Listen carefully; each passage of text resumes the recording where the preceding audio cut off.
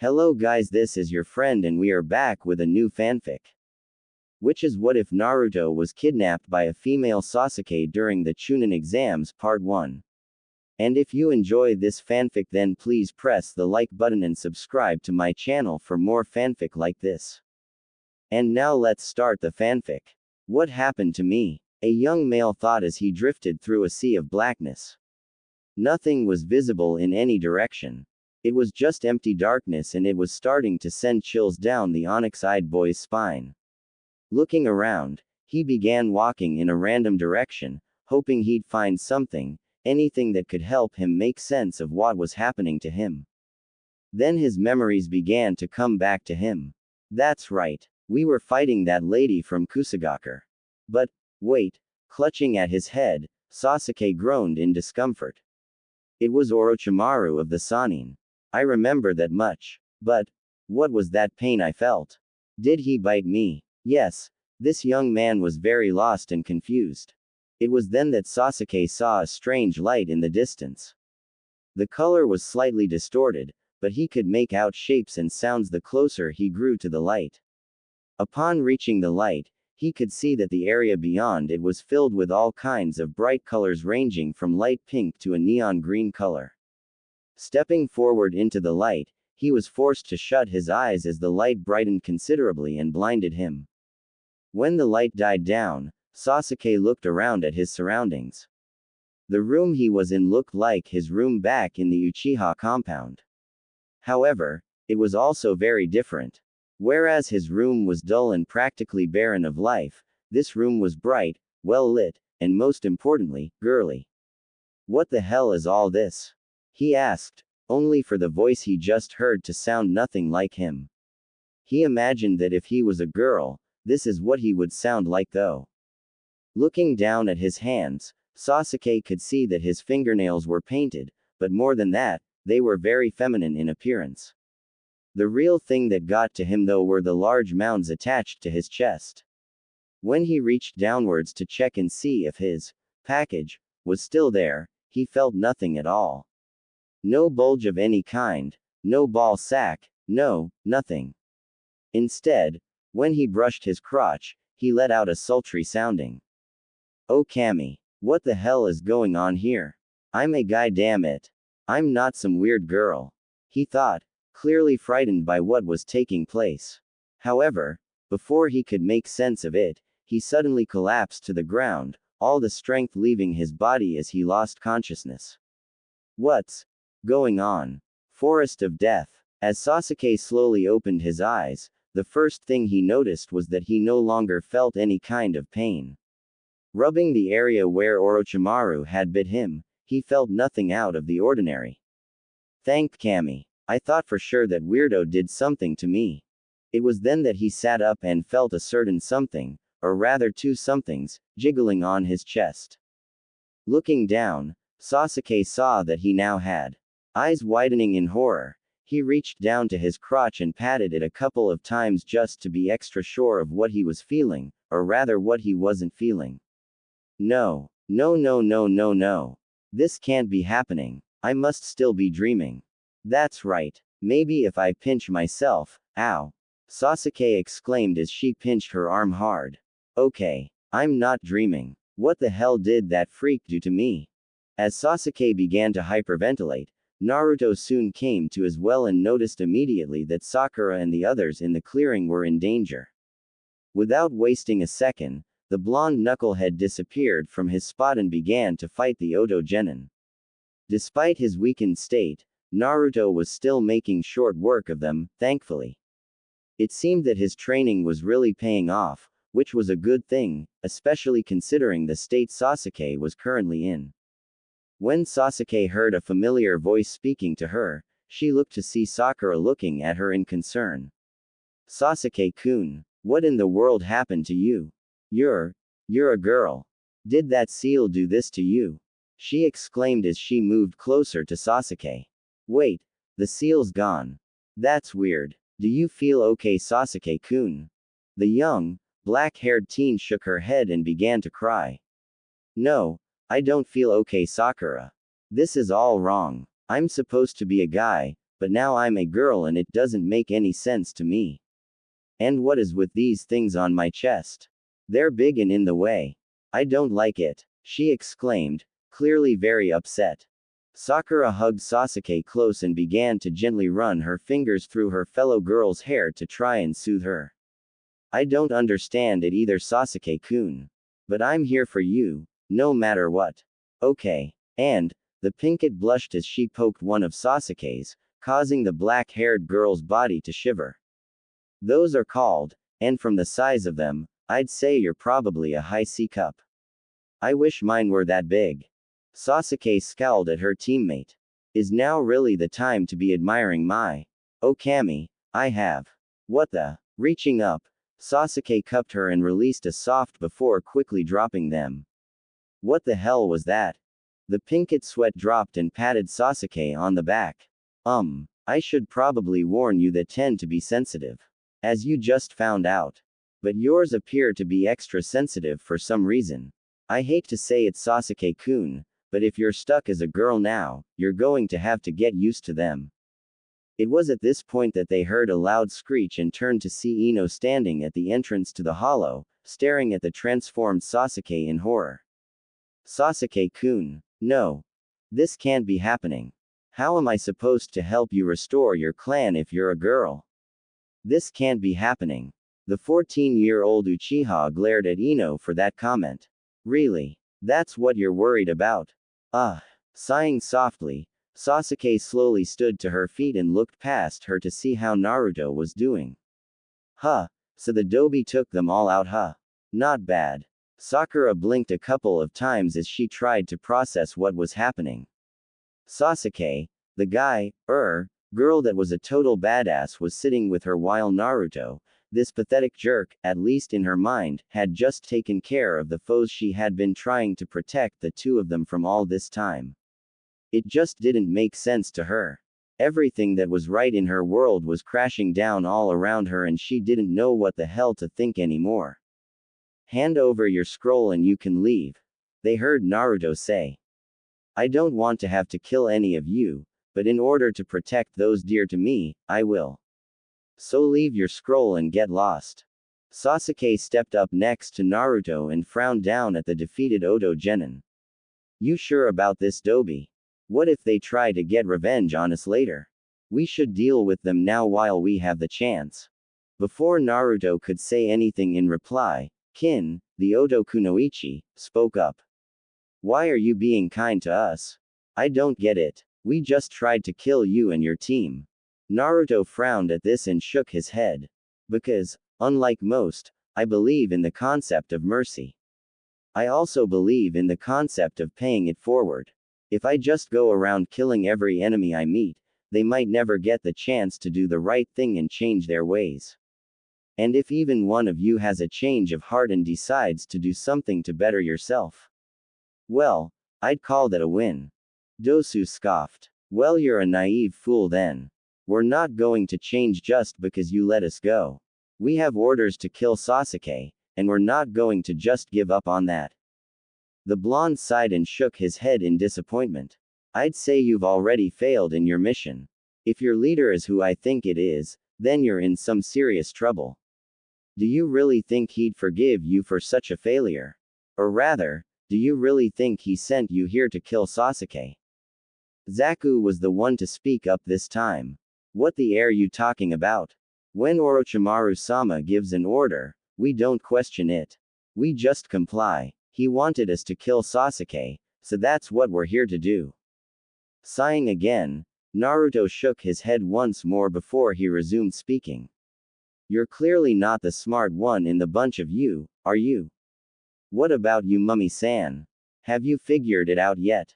Dosu frowned and furrowed his brow in thought. However, before he could respond, Kin spoke up. Wait. Looking at Sasuke, she frowned deeply. He gave you his curse mark, didn't he? We weren't sent here to kill Sasuke. We were sent as a test for Sasuke's curse mark. We were meant to die. Naruto nodded his head in affirmation of her statement. I'd say you're probably right about that.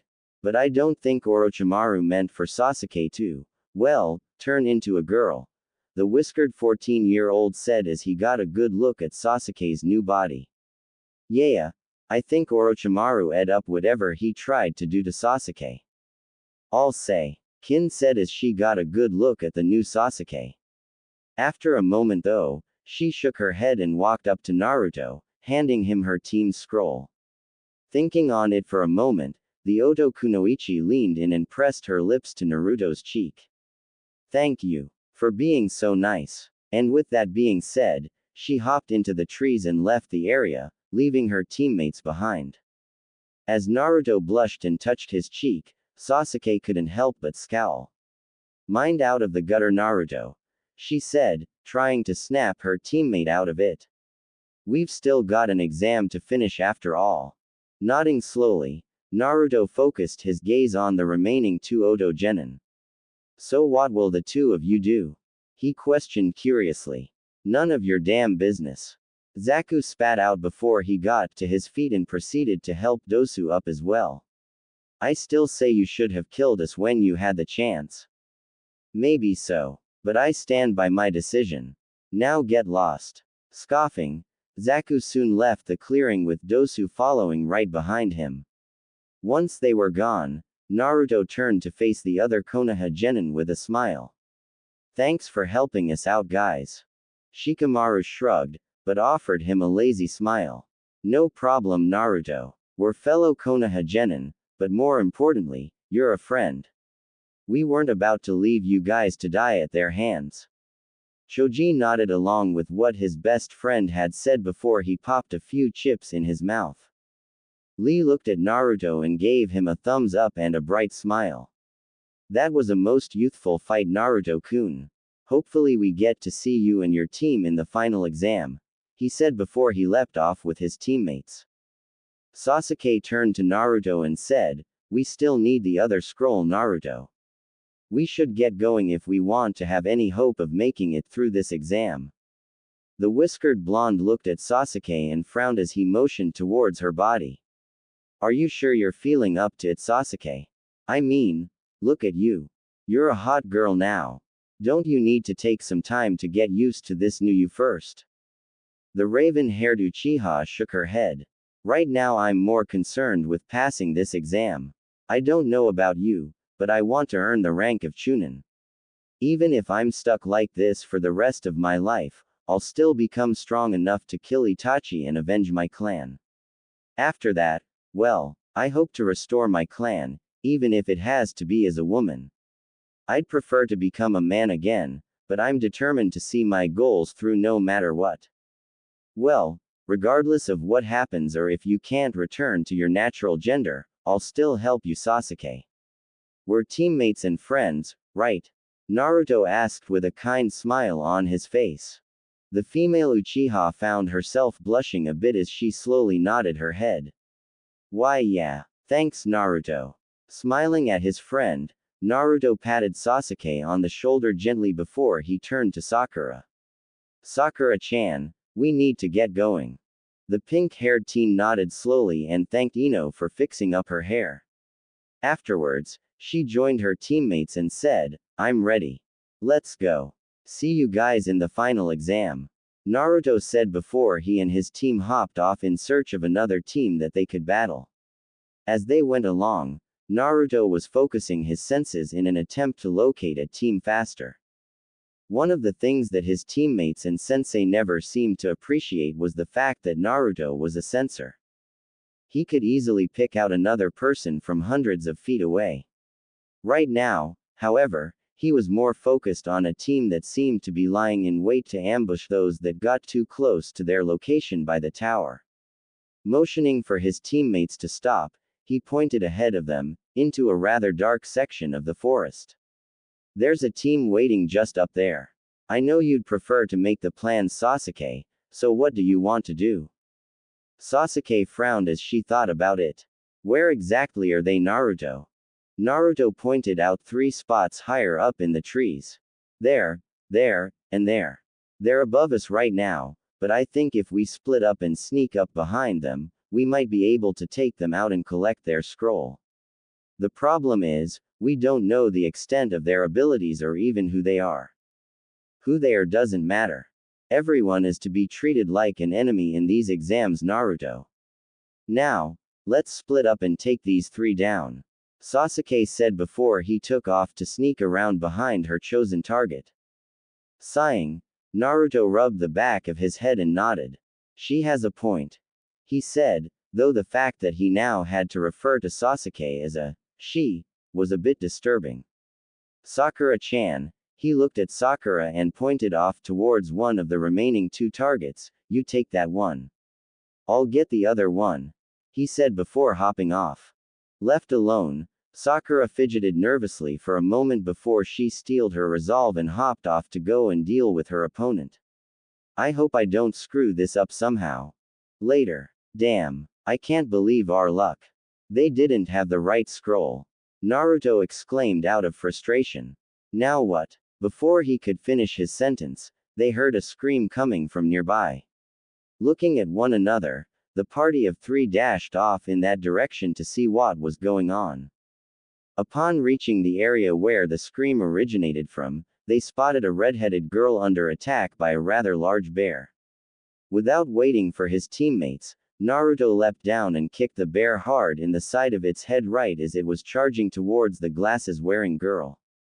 When the bear's neck snapped from the force behind Naruto's kick, he breathed a sigh of relief. He was having a hard time manipulating his chakra ever since that seal was placed on him, so he wasn't sure if he could have fought such a powerful creature on even footing. Naruto was caught off guard when the girl he had just rescued glomped him, hugging him tight. Thank you. I thought I was a goner for sure. How can I ever repay you?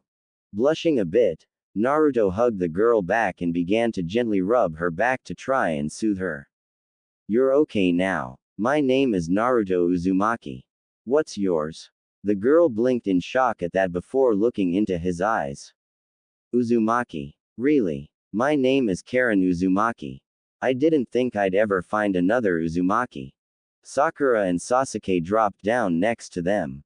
Sakura asked, Are you two related in some way? I didn't know there were other Uzumakis out there. Karen looked confused. You mean you didn't know that the Uzumakis are a clan? Our people had their own village and were renowned as masters of Fuinjutsu before they were wiped out. I'm sure there's more of us out there, but I don't know where they could be. I have a clan. How come nobody ever told me about this? Naruto wondered aloud. The redhead frowned at this. That's unusual. The Uzumakis were allied with Konohagakure before they were wiped out. You should have learned about them in the academy. A thought came to her mind then and she looked at her clanmate with a serious scowl on her face. They removed that lesson, didn't they? Why would they do that, unless they were trying to cover something up? The blonde Uzumaki teenager frowned at this and nodded his head in agreement. I see where you're going with this. And it sounds like Konoha was involved in the extermination of our clan.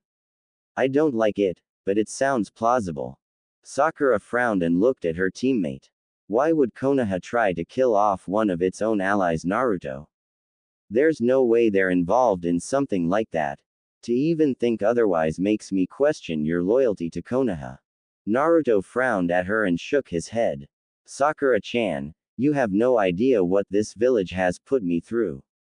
If you had to go through everything I've been through, you might find that you don't exactly feel loyal to such a village. And I'd like to say I'm loyal to the Hokage, but it's obvious he's been lying to me all my life. Therefore, it's hard to place my trust in such a person. So yes, I don't feel very loyal to the village. If you have a problem with that, then tough. Sasuke found herself frowning as well. If they had swept that under the rug, what else were they hiding? I understand your point of view, Naruto. And I have to agree with you too. That is suspicious. It makes me wonder if there's more to the massacre of my clan that I don't know about. You can't mean that Sasuke-kun? Sakura questioned. She was shocked that both of her teammates would suspect Konoha of such things. The Pinkett wasn't sure if she should report this to the Hokage or not. She was afraid that her precious Sasuke-kun would be in trouble if she reported it. I do mean it, Sakura. I've always wondered about that night. How could I not? I want the truth behind what happened. However, I still plan to kill Itachi for his actions that night. I can never forgive him for killing everyone the way he did. As Sakura frowned, unable to come to terms with what she was hearing, Naruto nodded his head in agreement with Sasuke. I promise I'll help you, Sasuke. Whether it's helping to find out the truth or even avenging your clan by killing Itachi, I'll do whatever I can to help you with it. Naruto-kun, Karen asked, getting his attention. Gently taking his hand, she placed her team's scroll in the palm of his hand. Here, it's my team's scroll. There's no point in me keeping it any longer. And, I really hope we can see each other again, she said with a smile and a small blush on her face. The blonde smiled at her and placed his free hand on her shoulder. I know you're affiliated with another village, but maybe you'd think about staying here in Konoha with me. I'd love to learn more about you and about our clan. You want me to stay with you. But we just met. Are you absolutely sure about that? Naruto smiled at Karen and hugged her again. Of course I'm sure. You and I are from the same clan. We should stick together. Karen couldn't help but smile as she hugged her clanmate back. That sounds wonderful. Of course I'll stay with you. I'm looking forward to getting to know each other better. And I'll gladly teach you all I can about our clan. I bet I could even teach you a thing or two about Fuinjutsu too. The blonde couldn't help but smile at her. Thank you, Karen-chan. I'm looking forward to it. Looking down at the scroll in his hand, he smiled and turned to his team. Looks like we've got the scrolls we needed. Ready to head to the tower. Sasuke and Sakura both nodded. Smiling at them, he hopped off with the others following right behind him. It was time to finish this stage of the exams. Hokage's office. Kintsuchi had left her teammates behind and journeyed to the edge of the Forest of Death, where she informed one of the Chunin nearby that she needed to speak with the Hokage. They let her out and escorted her to meet with the Sandaime Hokage in his office. Now that she was sitting in a chair across from the Hokage, the black-haired Kunoichi couldn't help but fidget nervously. What she was about to do was dangerous, but she felt this was the right thing to do, especially after that kind boy treated her with such kindness. May I ask what you needed to speak with me about, Kin? There must be something important on your mind if you needed to see me so urgently. Hiruzen said as he looked into the young woman's eyes. Nodding her head, Kin looked into the Hokage's eyes and took a deep breath. Yes, Hokage-sama. As you know, I'm from the village of Odogakure. I don't know if you know this or not, but Orochimaru is the leader of that village. He's planning to attack Konoha during the final stage of the Chunin exams. More importantly, he wants to kill you. I don't know the details of his plan or anything special like that though. I just wanted to warn you that he's planning an invasion and that you need to be careful. I see. The Sandaime Hokage said. Thank you for bringing this information to me, Kin. This could not have been an easy decision for you, and I'm sure you understand the kind of danger you've put yourself in by coming to me. What made you decide to do this, I wonder? The black-haired teenager blushed a bit and looked down. It was that boy, the one with the whiskers. Naruto-kun, I think his name was. He was kind to me when no one else was. I just wanted to repay his kindness in some way. I see. Well, he does have that effect on people. I'm glad you came forward with this information, Kin. I'll grant you asylum within my village. I'll try to find you proper housing, and I'll grant you the protection you need now that you've betrayed Orochimaru. It's almost certain he'll be out to get you now. Kin blushed a bit more as she looked into the Hokage's eyes. Could I maybe stay with Naruto-kun? At least for a little while. Hiruzen frowned in thought for a moment before shaking his head. He doesn't have enough room in his apartment for that. But I do have an idea. I'll need to talk with Naruto-kun first, but for now, you can stay in the apartment next to his.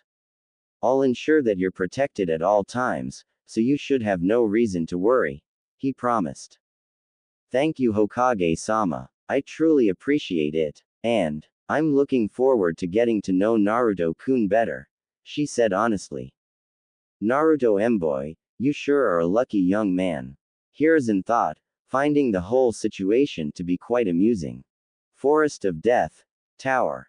Upon arriving at the tower, Team 7 had easily solved the riddle and watched as Iruka was summoned through the scrolls.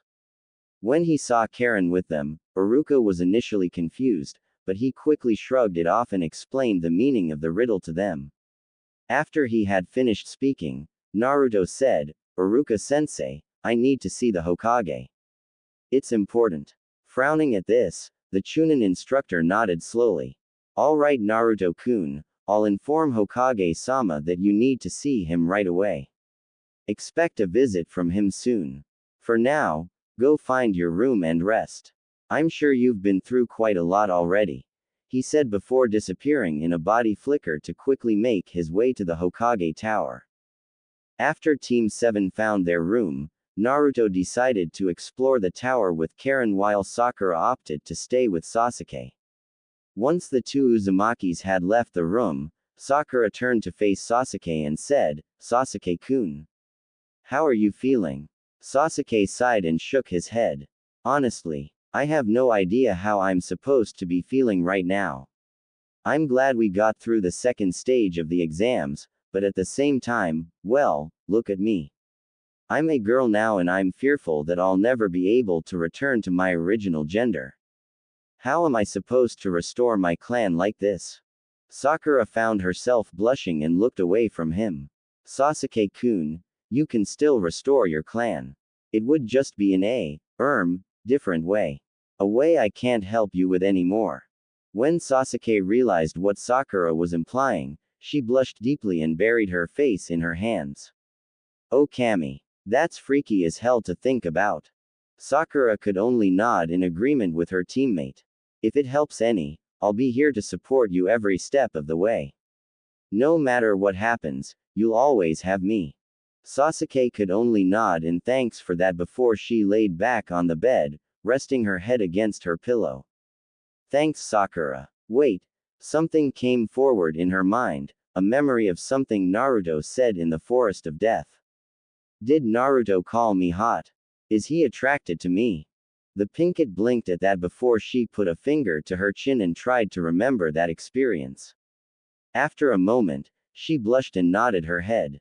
He did. And if he called you hot, I'd assume that means he finds you attractive, yes.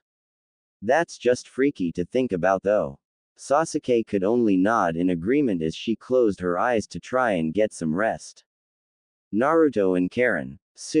Karen drawled on, what happened to that Sasuke guy anyways? I couldn't help but notice that he's a girl now. Something big must have happened to change him like that. Naruto chuckled a bit and scratched at the back of his head. To be honest, I have no idea. Orochimaru did something to him and then, well, he's been turned into a hot girl and it's kind of freaking me out a bit. Hot girl. Attracted to your teammate, are you?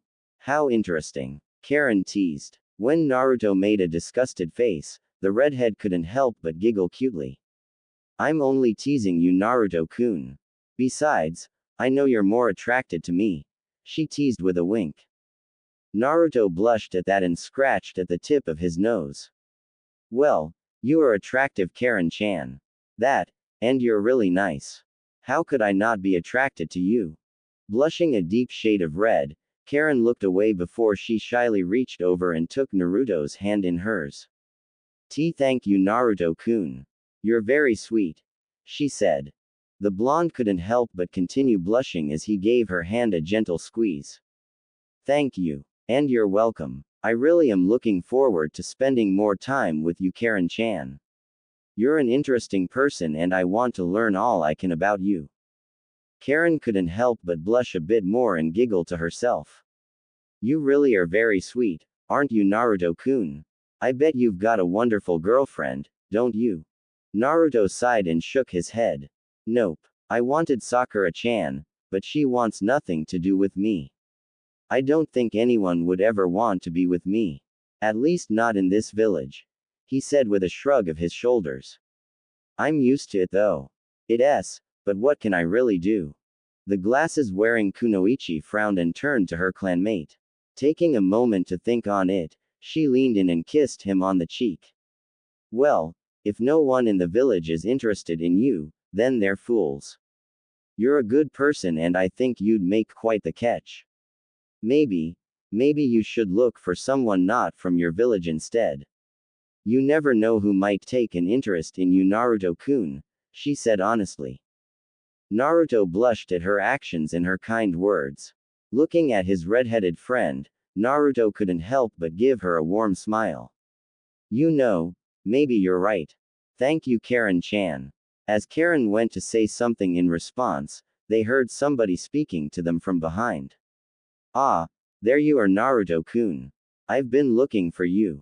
Turning around, the Uzumaki duo spotted the Sandaime Hokage and Kakashi Hatake walking towards them.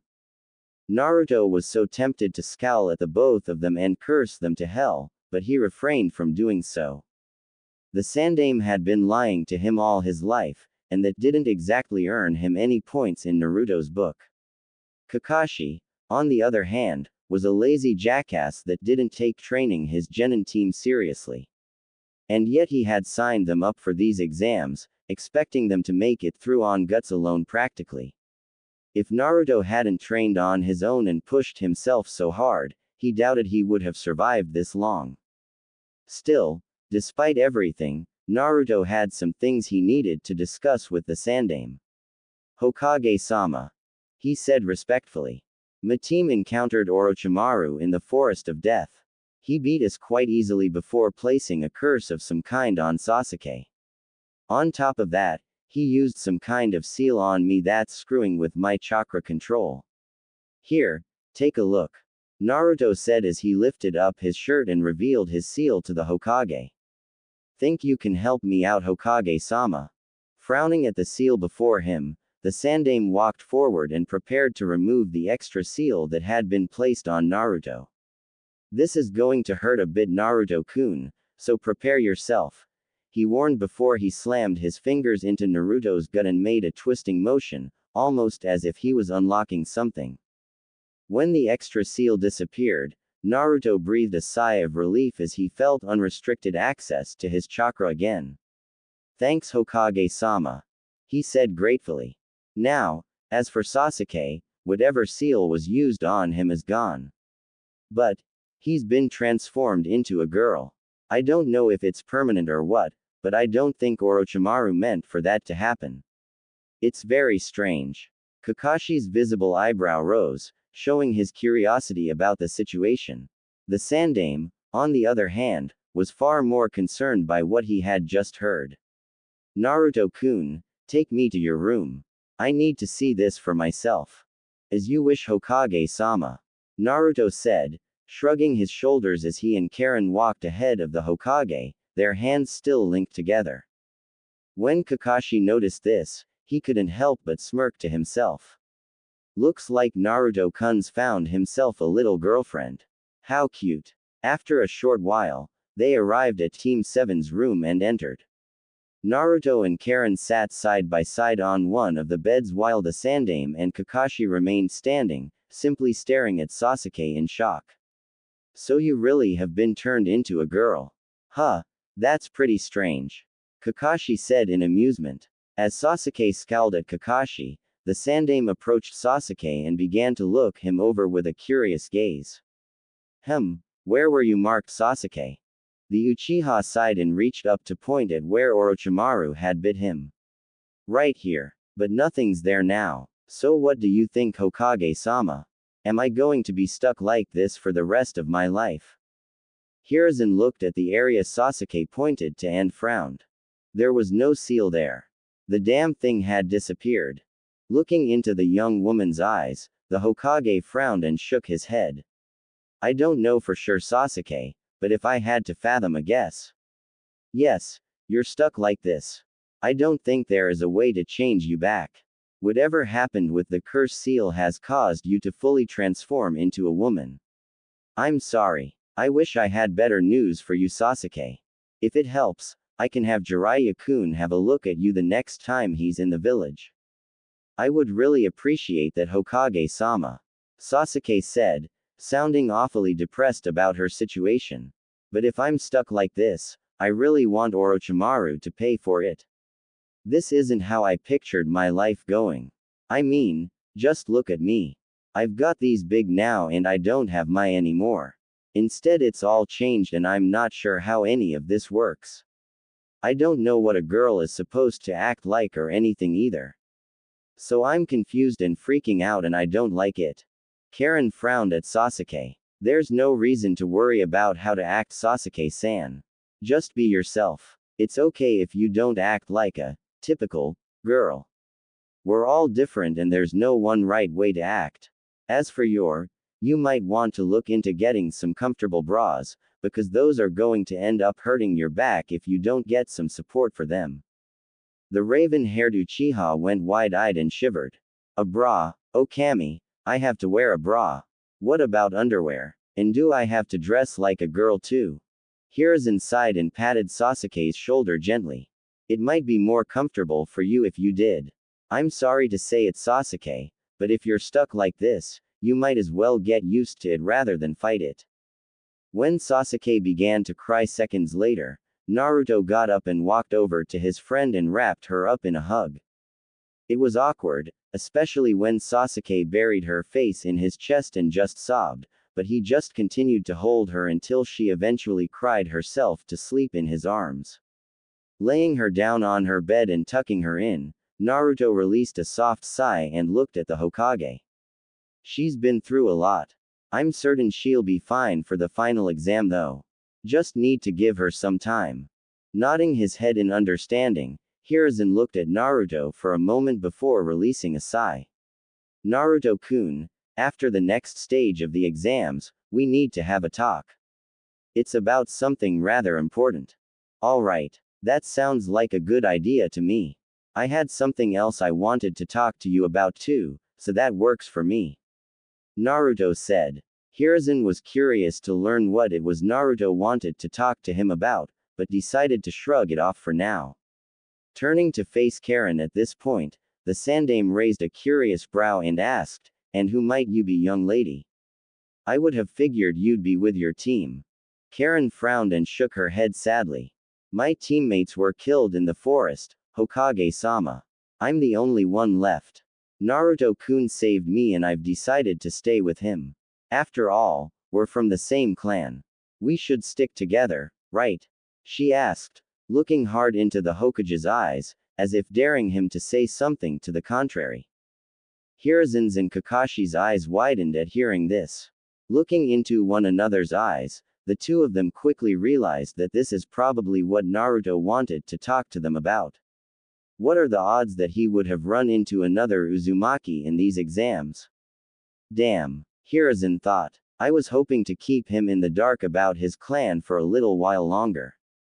Now he'll have questions and I don't know how I'll answer them. His trust in me must be wavering now. Kakashi spoke up at this point. So you're a member of the Uzumaki clan, are you? Well, it's nice to meet you, he said, though Naruto and Karen could both sense he was lying about that. However, you should know you can't move on in the exams without your team. The redhead shook her head at that. I know that. That's not why I'm still here. I've decided that I'm staying with Naruto-kun here in the village. You two don't have a problem with that, do you? The silver-haired Jonin's sweat dropped as he looked to the Hokage for an answer. Hiruzen sighed and shook his head. No, there's no problem. You're more than welcome to stay. I've been meaning to talk to Naruto-kun about this anyways, he said. However, Naruto narrowed his eyes in suspicion and shook his head sadly. It was obvious to the young man that Hiruzen would have continued to hide his heritage from him for a while longer if he had been given the chance to. Karen frowned before she looked at her clanmate. Seeing his look of disappointment, she couldn't help but feel for him. They really didn't want you to know, did they, Naruto-kun?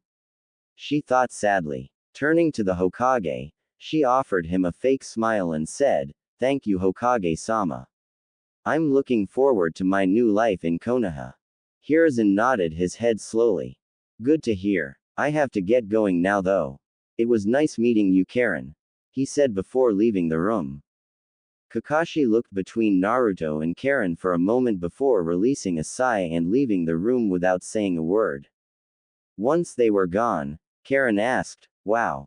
They really didn't want you to know about your heritage, did they?" Before Naruto could reply, Sakura frowned and asked, "Why do you say that?" It sounds to me like he was going to tell Naruto about it soon. The blonde shook his head. No, Sakura, he was lying. He never planned to tell me. You can't sense it, but it's easy for me to tell when someone's lying to me. Hokage-sama wanted to keep me in the dark for as long as possible. I'm sure he would have preferred that I never find out the truth. There you go again, speaking as if they're out to get you or something. Why can't you just accept that he's only trying to do what's best? Sakura questioned irritably.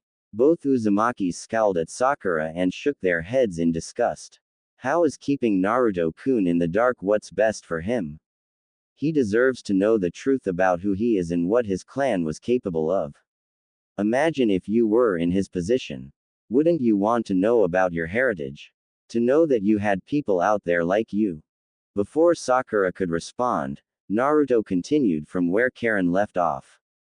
Imagine if you were in my shoes, Sakura. No family, no parents to raise you, no one wanting anything to do with you. Sighing, he shook his head sadly. You ask the Hokage numerous times if he's learned anything about your family, and he lies to you every time, saying he doesn't know who your parents were or even if you have any living relatives out there. He lies to you, making you think you were just another clanless orphan that nobody wanted to adopt. And he lies to you about a big secret that involves you and why you're hated by everybody in the village. Imagine having to find out the truth from a traitor to the village that wanted to kill you simply for being what you are. How would you feel if you were in my shoes? Sakura frowned at this and shook her head in disbelief. Have you ever thought that maybe, just maybe, he really doesn't know who your parents are? And what's this big secret you're talking about? It can't be anything that bad. Karen scoffed and shook her head in disgust. Of course he knows who Naruto-kun's parents are. The fact that you're trying to blind yourself to all of his wrongdoings regarding Naruto-kun sickens me. The Pinkett scowled at Karen. I'm not blinding myself to anything. Hokage-sama would never do the things you're claiming he's done. Without a word, Naruto stood up from his bed and left the room, feeling absolutely furious with the pink-haired bitch. However, stopping just outside the room, he glared over his shoulder at his teammate. I'm finding another room to rest in. Away from you. I want nothing to do with you anymore, he said angrily before storming off to find another room away from his pink-haired teammate. Karen sighed and shook her head in disbelief. You're hopeless, she said before leaving the room to follow after her clanmate.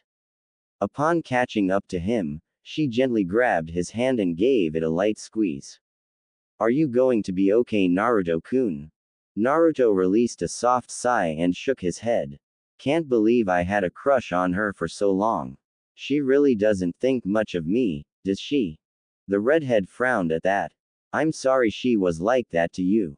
You'd be better off without her. You deserve someone far better than her, Naruto-kun.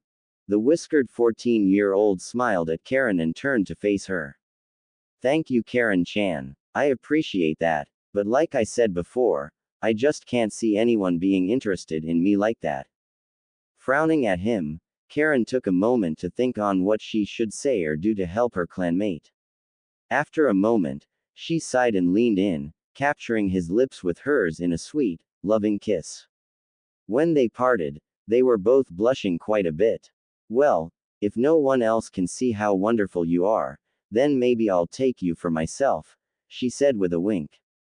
Blush prominent on his face, Naruto was having a hard time looking into her eyes. Thank you, Karen-chan. You're a really great person, you know that. She grinned and nodded her head. Of course I am, but thank you, Naruto-kun. And just so you know, I am serious. If nobody else wants you, then I'll snatch you up for myself. Chuckling a bit, Naruto looked into her eyes for a moment before he captured her lips with his in another kiss. When they parted this time, Naruto smiled softly at her. I think I'd like that, he admitted honestly. Karen giggled happily and would have said something more to him, but someone spoke to them, catching them by surprise. Hey, so the Doby's got himself a girlfriend, huh? Must be desperate to go after that loser. Turning to see who it was, Naruto groaned. Kiba, why do you have to be such a jerk all the time? The redhead glared at the annoying bastard that interrupted her time with Naruto. And who the hell are you calling desperate? Naruto-kun's a great guy and he's cute too. That's more than I can say for you. Kiba barked out a laugh and said, he's a loser. Worst in our graduating class, his skills are pathetic, there's nothing special about him. And cute. Ha, that's rich. Hinata, who was hanging back with Shino, sighed and shook her head in disappointment. Kiba, just because Naruto barely passed doesn't mean that he hasn't improved since graduation. He's probably a lot stronger by now. Besides, why you shouldn't badmouth AF fellow Konoha shinobi like that. The teenage Inuzuka scoffed at that. I highly doubt he's improved any. Once a loser, always a loser. It's amazing he hasn't gotten his team killed with his incompetence by now. Naruto clenched his fists tight and would have taken a swing at Kiba if Karen hadn't grabbed one of his hands again and squeezed it gently to show her support. Let's just go, Naruto-kun. Sighing, the young blonde nodded before he began walking off with Karen. However, something Kiba said next caused him to pause. Ah, did I strike a nerve? You're pathetic, needing a girl to save you like that. Scowling at this, Naruto shot a nasty glare over his shoulder and said, you'd better hope we don't face each other in the upcoming exam, Kiba. I promise you that if you have to fight me, I'll destroy you. And with that being said, Naruto resumed walking away, holding hands with Karen. TCH. Like he could ever defeat me. Kiba said. But fine, if he wants a fight, he's got one. Kiba, you really shouldn't underestimate Naruto-kun like that. Besides, why do you feel the need to insult him like that? Hinata questioned disappointedly. Because he's a loser. He should never have become a ninja. Someone like that, without any skills or anything special to his name, can never amount to anything. I wouldn't be surprised if he gets himself and his team killed soon enough. Shino sighed and shook his head in disappointment. You really are a hopeless fool, Kiba-san, he said quietly as they walked off to find their room. Before following after her teammates, Hinata glanced in the direction Naruto and his friend had gone off in. I don't care who you are, but Naruto-kun is mine. Naruto and Karen, are you alright, Naruto-kun? Karen asked as they began approaching a room that looked like a cafeteria of sorts. He was awfully rude, wasn't he? Naruto sighed and shook his head. Kiba's always been like that. I tried to be his friend once, but he's always treated me like shit. I don't know why, either. But yes, I'll be fine. Thanks, Karen-chan. Leaning in, she placed a kiss on his cheek and smiled at him. You're welcome, Naruto-kun. It's best just to ignore people like that. Besides, I bet he's just jealous of you for some reason. The blonde chuckled a bit and shook his head. If he is, I can't imagine why. But thank you, Karen-chan, he said as they went to get something to eat in the cafeteria. A short time later, after sitting down at a table and beginning to dig into their meals, they heard someone speaking to them. Well, hello there. Where's that handsome teammate of yours? Turning to face the person that talked to them, Naruto saw the blonde from Suna standing nearby with her teammate, Kankuro. Glancing around for their final teammate, he asked, where's that other one that was with you? You know, Gaara or whatever his name was. Tamari frowned at that and folded her arms across her chest. I believe I asked you my question first. But, just so you know, Gaara stayed in our room. He's relaxing. She said. Now, about that friend of yours. Naruto chuckled a bit. Sasuke's become a girl. She's sleeping in the room she and Sakura are sharing last I checked. Eyes widening at this information, Kankuro and Temari looked at each other for a moment before Kankuro looked at Naruto and asked, "You're joking, right?" When Naruto and Karen just looked at them dully, Kankuro couldn't help but chuckle a bit. How in the hell did that happen? The whiskered teen sighed. We were attacked by Orochimaru. He did something to Sasuke and, well, now he's a girl. It's weird, and it's taking some time to get used to, but it doesn't look like Sasuke's going to be able to change back. That's a shame. He was a good-looking guy. Oh well, Temari said with a shrug. What about you? Who's your new friend? Karen smiled and grabbed Naruto's hand again. I'm Karen Uzumaki. We're from the same clan. I've decided to stay here with Naru-kun. Uzumaki. You're an Uzumaki? Temari questioned as she looked at Naruto. I thought all Uzumakis had red hair though. Naruto sighed and shook his head. I guess I'm just a special case. One of my parents probably had blonde hair and it just turned out to be the dominant trait. I wouldn't know though, considering the Hokage refuses to tell me about my parents. He won't even tell me if they loved me. How sick is that, huh? He asked irritably. Kankuro's sweat dropped, not quite sure what the hell he was supposed to say to something like that. Temari, on the other hand, frowned and said, that doesn't make any sense. Why the hell is he hiding your family from you like that? Karen frowned at this and shook her head. It's not just that. They're not teaching about the Uzumaki clan in their academy either apparently. It's like they're trying to hide something that they don't want anyone to know about. I see. That is pretty curious. Temari said. Kind of makes one wonder if they had something to do with Uzushiogakure's destruction. I mean, they aren't exactly the greatest people to their allies. Just look at what they're doing to Suna. Our daimyo is outsourcing a large number of missions to Konohagakure and depriving our village of the money and other resources we need. Naruto frowned at this, a thought striking him. If that's true, why did you come to participate in the Chunin exams here? I'd think you wouldn't want anything to do with Konoha after they've pulled something like that. When Temari and Kankuro went silent, unable to formulate a proper reply, Karen smirked and said, because they're planning something. Most likely an invasion of some kind, if I had to fathom a guess. Am I right? Naruto quirked an eyebrow at that before turning his gaze on Temari and Kankuro.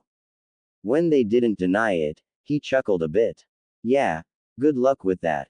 I won't tell anyone about your plans, but fair warning, you might want to rethink that idea. It won't go the way you're hoping it will. We still have to try. Kankuro said, we can't exactly sit back and do nothing while our village is suffering. I'm not saying you shouldn't do anything. I'm just saying this isn't the way to go about getting what you want. It's only going to hurt you in the end. I'm sure if you stopped to think about it, you'd be able to come up with a better idea than this. Naruto said. Temari frowned as she thought about it. You might be right, but it's a little too late to try and back out of it now. Besides, our father isn't going to change his mind about this so easily. Is your father the case cage? Karen asked curiously. When she received a nod from the both of them, she couldn't help but sigh. If he won't listen to his children, then I suppose it is pretty much impossible to change his mind, isn't it? You've got that right, Kankuro said. Anyways, enough about that. We got way off topic. What the hell were we talking about before? Naruto shrugged and said, you asked who my new friend was. After that, things just kind of spiraled downward from there. Ah, right. Well, since we got that out of the way, I think I'll just leave you two alone. Kankuro said before walking away to get some food for himself. Temari looked between the two Uzumakis and smiled. So how did the two of you meet anyways? You look cute together. The Uzumaki duo blushed a bit before Karen looked from Temari to Naruto with a smile. Naruto-kun saved my life. When he asked me to stay in Konoha with him, I was more than happy to agree. Ah, so it's like that, huh? Cute. Tamari said with a grin. Well, I hope you two enjoy your time together. I'd stay and chat more, but I'm starving. Take care. After Tamari walked off, Karen looked at Naruto again and smiled. Well, she's nice, she said. The next day, Tower Arena. Team 7 stood amongst their peers down on the floor of the arena in the center of the tower. Karen was up on the observation platform watching the proceedings taking place. When the Hokage and his entourage, including the Jonin sensei, appeared after a few minutes on the upper level of the arena, everyone hushed up and waited to hear what the Hokage would have to say. As the Hokage began giving a speech about the purpose of the Chunin exams, everyone paid rapt attention. However, a rather sickly-looking man interrupted after a short while. He introduced himself as Hayate Gecko to the remaining participants and explained that they would need to have preliminary matches as there were far too many teams remaining. Afterwards, he asked if there was anyone that wanted to back out. The Konoha genin that they saw before the first exam, one Kabuto Yakushi, was one of those that dropped out. Then there were two Kumogakure genin that dropped out, followed by one genin from the only Iwagakure team to make it. Finally, two genin from the Takigakure team dropped out, leaving a green-haired girl as the only one remaining on her team. This left one full Kumogakure team, a beautiful blonde from the other Kumogakure team, two Kunoichi from the Iwagakure team, the green-haired girl from the Takigakure team, the team from Suna, teams 7 to 10 of Konohagakure, and Kabuto's two teammates. All in all, there were a lot of genin remaining. These preliminaries would cut the number down by half of that. After making sure nobody else was leaving, Hayate motioned to Anko and she pressed a button on a remote. Everyone watched as a screen came out of the wall above them and the text on it began cycling through the names of all those that remained. When it finally stopped, everyone looked at the names listed before Hayate said, "All right. Everyone except for Masumi Tsurugi and Shikamaru Nara, please join your senseis on the viewing platform." Hayate requested. "Good luck, Shikamaru," Naruto said as he walked by one of his only friends, patting him on the shoulder as he passed. "Yeah, thanks Naruto," the Nara heir said before rubbing at his eyes tiredly. He was exhausted from his time in the forest, but he was prepared for anything his opponent could and would throw at him. Once everyone had taken their places, Hayate raised his hand and swung it down as he shouted out, "Begin." To say Orochimaru was displeased would be something of an understatement. He had hoped that his genin team from Otogakure would have made it through to the third stage of the Chunin exam, but that hope seemed to be dashed. On top of that, Sasuke Uchiha had gone from being a young man to a young woman and the curse mark he had placed on her had mysteriously vanished. He didn't know what the hell happened, and it bothered him a great deal. As he looked around at all of the Chunin hopefuls, the snake Sanin frowned, his eyes eventually settling on the transformed Sasuke. "I could try applying the curse mark again, but without knowing what the hell went wrong, I doubt it would do me much good to try again. I'll have to figure out some other way to bring Sasuke-kun to me." Down below, Shikamaru sighed as the match begun. His opponent, one Masumi Tsurugi, quickly went on the attack, but the shadow user ensnared him with his shadow imitation technique before he could get too close. "You're not too bright, are you?" Shikamaru asked, not expecting an answer from his opponent.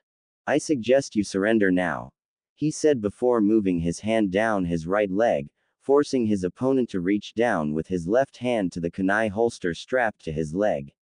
Shikamaru, who had his kunai holster on his left leg, smirked as he forced Masumi to withdraw a kunai and press it up against his throat.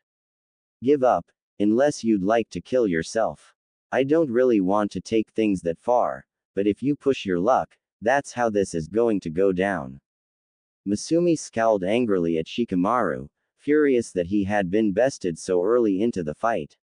When he went to yell at the lazy Nara, Shikamaru forced him to press the kunai against his throat so tightly that it drew blood.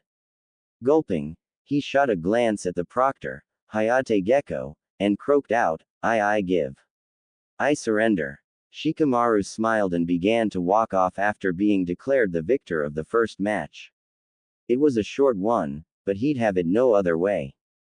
Before climbing the stairs to the viewing platform, he shot one last look at Masumi and said, "You only lost because you underestimated me. I'm sure you would have been quite the challenge otherwise," he said before climbing the stairs and rejoining his teammates. As Masumi rejoined his friend and sensei, who was in fact Orochimaru in disguise, he grimaced as he caught the glare sent his way. Deciding not to push his luck, he stood next to Yoroi Akato and sighed, but didn't speak a word. It was at this point that the next match was announced, the two genin picked by the randomizer being Sakura Haruno and Choji Akamichi. As the two of them made their way down into the arena, Sakura looked quite confident while Choji looked a bit nervous. However, with the promise of an all-you-can-eat barbecue feast, he soon perked up and looked like he was raring to go. When the match started, Sakura took the initiative to rush forward and throw a punch at Choji's face. Not willing to let himself be hit by such an attack, Choji slipped around behind her and punched her in the back, knocking her to the ground. Quickly moving back from his opponent, Choji quickly activated his multi-size technique and expanded like a balloon. Afterwards, he tucked his limbs and head inside the ball he had become and used his human bullet tank technique to begin charging towards Sakura. Sakura, who had just gotten to her feet, turned in time to see him rolling towards her. Eyes widening in horror, she leapt out of the way before withdrawing a kunai and charging towards her opponent, who was just turning around to continue with his attack. As she reached him, Sakura swung her kunai at the spinning ball of doom, only to wince as her wrist snapped upon impact with the high-speed boulder that was her enemy. Before she could do anything more, she was crushed by Choji, who, after rolling over her, cancelled his techniques before looking down at her. "Hey, are you okay?" he asked, hoping he didn't seriously hurt her. The pinkett couldn't respond, however, as she had fallen unconscious upon being crushed. "Winner. Choji Akamichi," Hayate exclaimed before allowing the medics to rush in and carry Sakura off so her wounds could be tended to. Choji, seeing as his opponent was being taken care of, rejoined his team on the upper level, a frown on his face. He didn't like hurting his friends, but he didn't want to lose either. As he made to walk past Team 7, Naruto patted him on the shoulder and offered him a smile. "Don't feel too bad, Choji. She'll be fine. Hopefully this will give her the kick in the butt she needs to start taking her training more seriously." The pudgy boy smiled at his friend and nodded once in understanding before saying, "Thanks, Naruto." Afterwards, he returned to his team and smiled more when they congratulated him on his victory. Gaara vs. Kiba Inuzuka. Seeing who he was up against, Kiba felt a cold shiver go down his spine. Eyes going wide, he looked at his red-headed opponent and began to find it difficult to breathe. "Shit," he thought. When Akamaru began to whimper and shake his head, Kiba removed his friend from atop his head and looked him in the eyes seriously.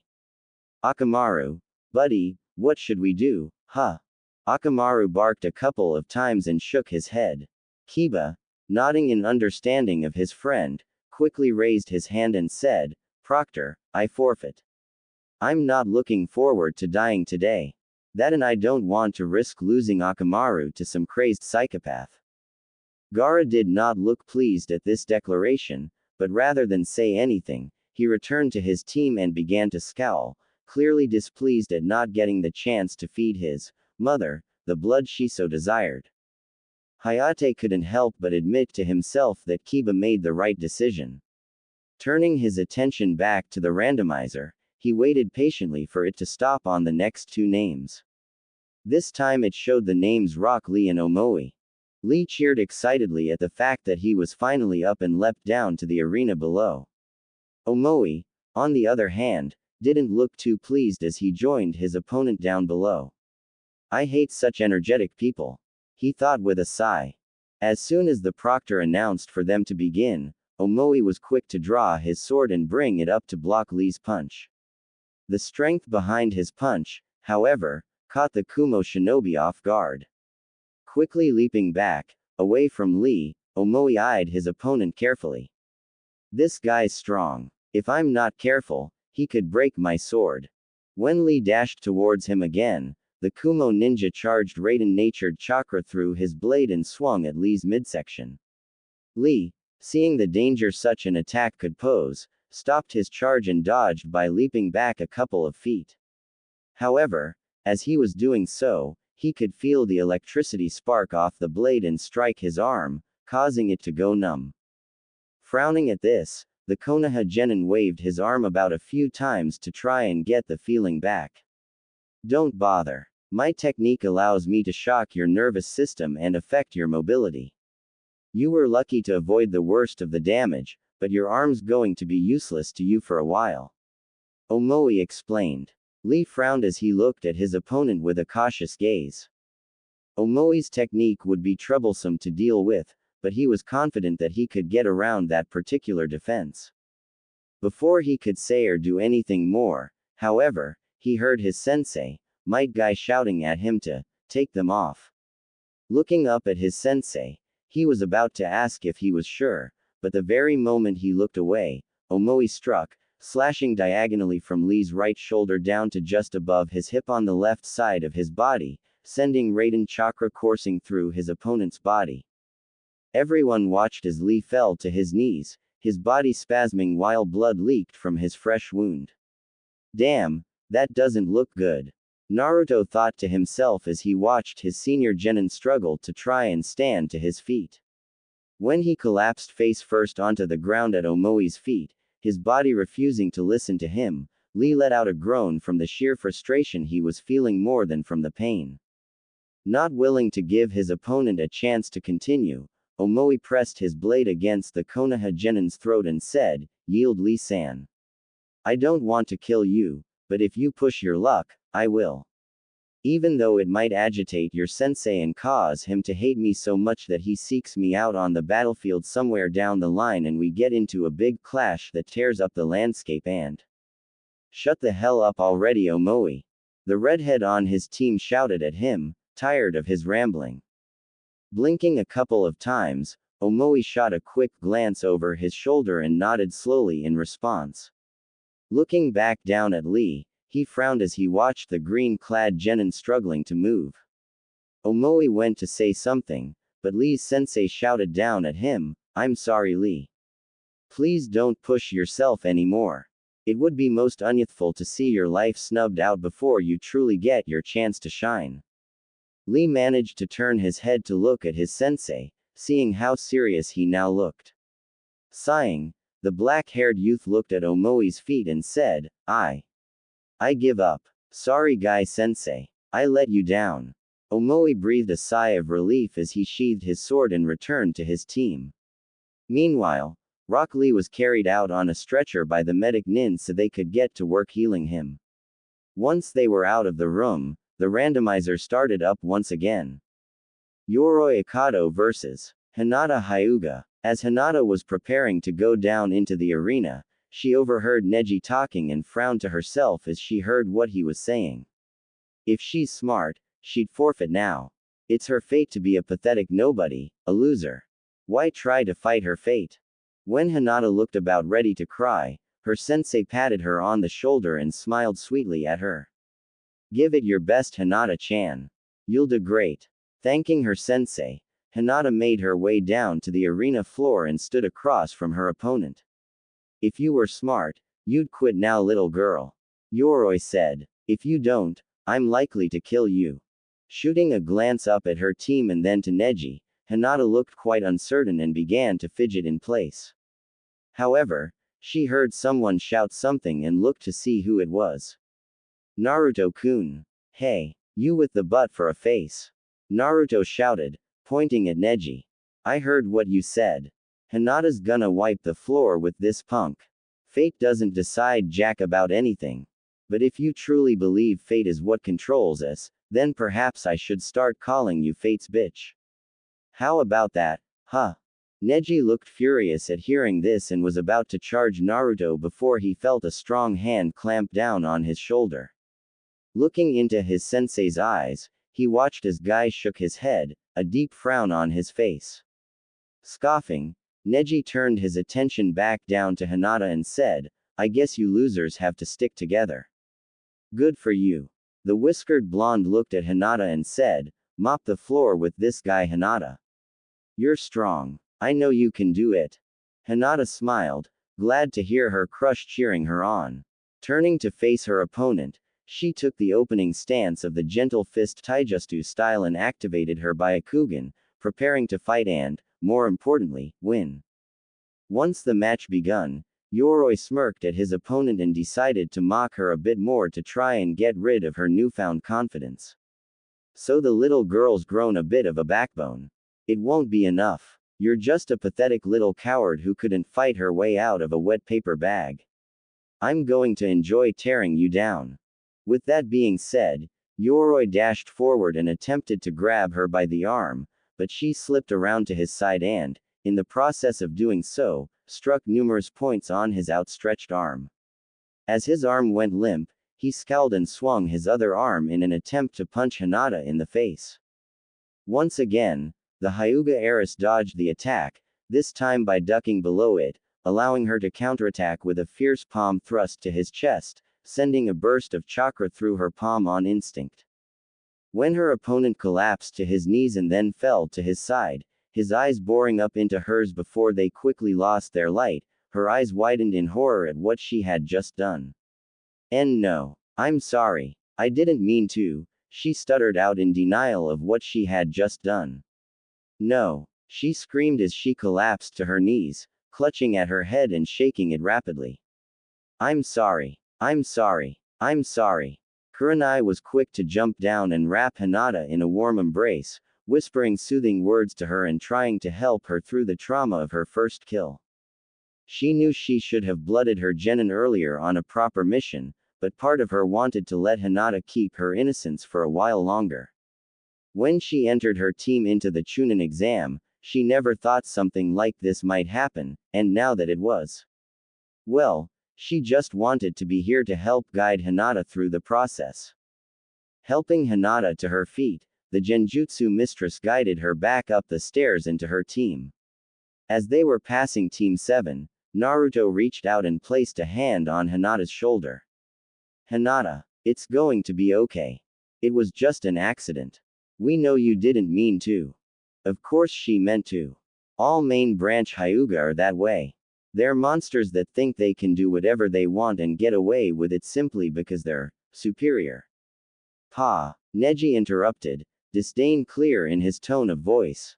Ignoring the with a stick way too far up his butt, your friends are here for you Hinata. We'll help you through this however we can.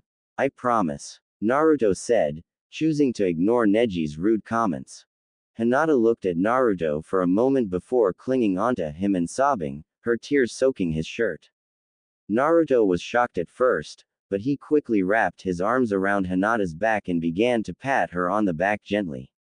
You'll be okay Hinata. It'll be okay. Neji Hyuga vs. Temari. When they had both taken their places down in the arena, Neji, in his usual arrogant way, said, you should just forfeit now. It is fate for you to lose to me today. The pigtailed blonde quirked a brow as she held her weapon at the ready. Really? That's the best you've got for me? You really are just as Naruto said, fate's bitch. How sad and, as you seem to enjoy calling others, pathetic you are, she said with a smirk on her face. I'll show you that fate doesn't decide things such as this. It's about skill, not the luck of the draw.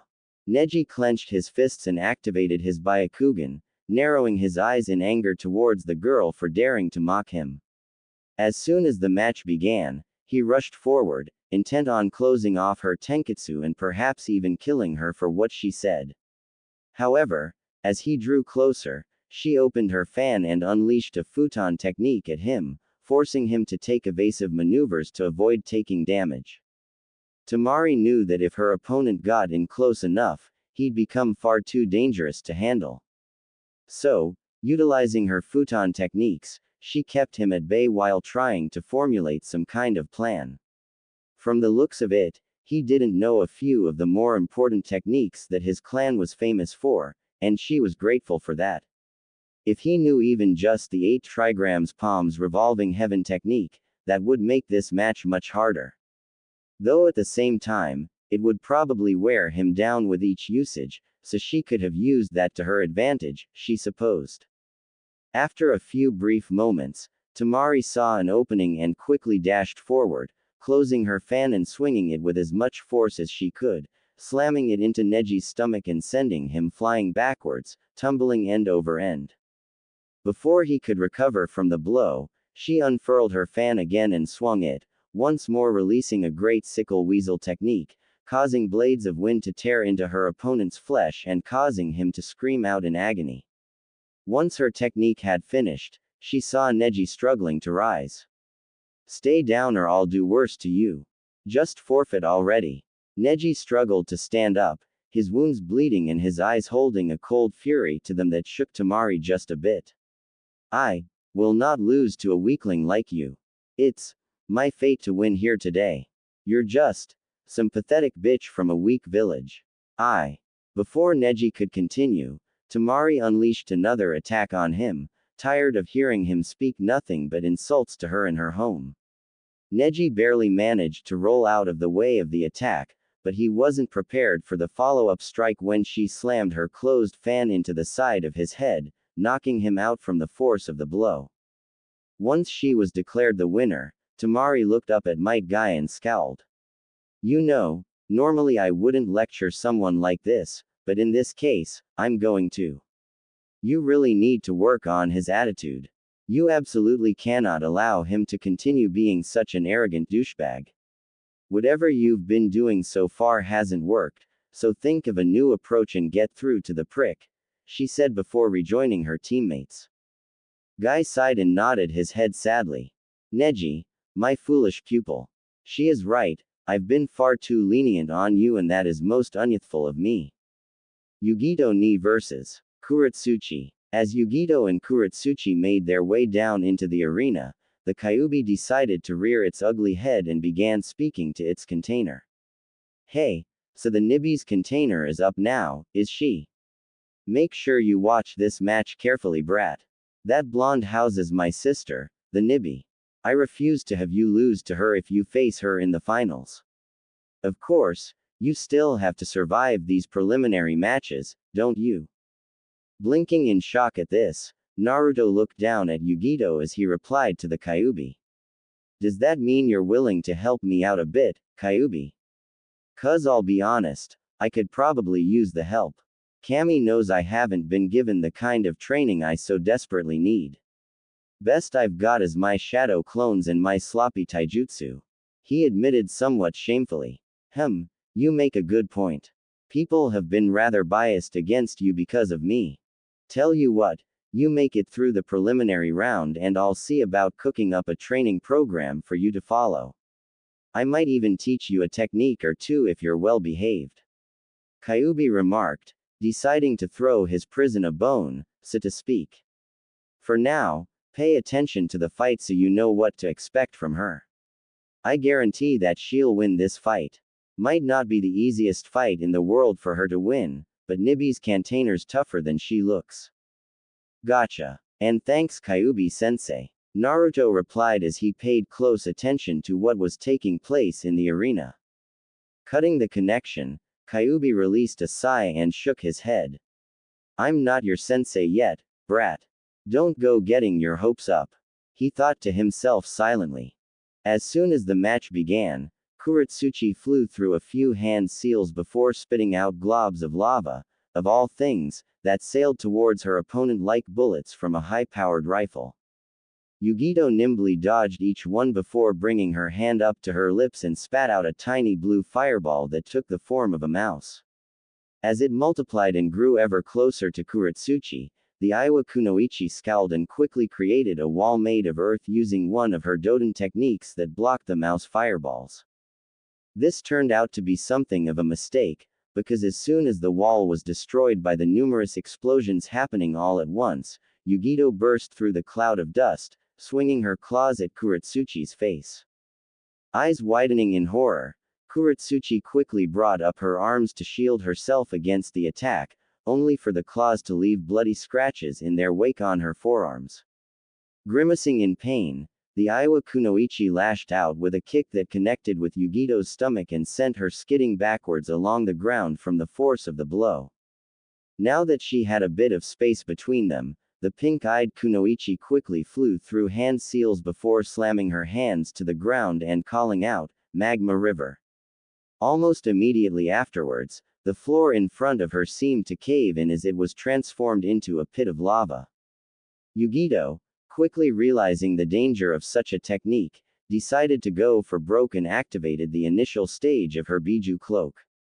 Glaring at her opponent, Yugito disappeared in a burst of speed and reappeared right behind Kuretsuchi in mid-swing with her claws ready to shred into her opponent. Kuretsuchi quickly jumped out of the way, but the claws still struck true, leaving 3 bleeding gashes on her back. Upon landing, she spun around and spat out more lava bullets, but they were dodged by the speedy Yugito. What made things worse is that she had to be careful of the pit of magma she had created, as even she wasn't immune to burning alive in said magma. If I could just lure her into the lava, it would help tremendously. But I don't think she's going to give me the opportunity, Kuretsuchi thought to herself, quite aggravated with her current situation. I didn't realize I was up against a damn Jinchuriki of all things. Faster than her opponent could react, Yugito appeared next to Kuretsuchi and slammed her into the ground, her face dangerously close to the magma. Surrender. Now, she snarled out. The lovely young Aiwa Kunoichi scowled as she tried to push back against Yugito, but her grip on her head only tightened, eliciting a groan of pain from Kuretsuchi. Glancing around at her surroundings, she tried to find something, anything she could swap places with using the replacement technique, but sighed sadly when she didn't find anything usable. So, with a resigned sigh, she nodded slowly. "Proctor, I forfeit. Now will you please get off of me?" she requested. Yugito nodded once before disabling her cloak and stepped away from Kuretsuchi, who proceeded to use a couple of techniques to cool the pit of lava and solidify it again so they could continue with the preliminaries without such a problem being in the way. After Kuretsuchi had finished cementing the floor once more, she turned to Yugito and smirked at her. "Next time we have a fight like this, I'm going to win it. Count on it," she said before returning to her teammate and sensei up above.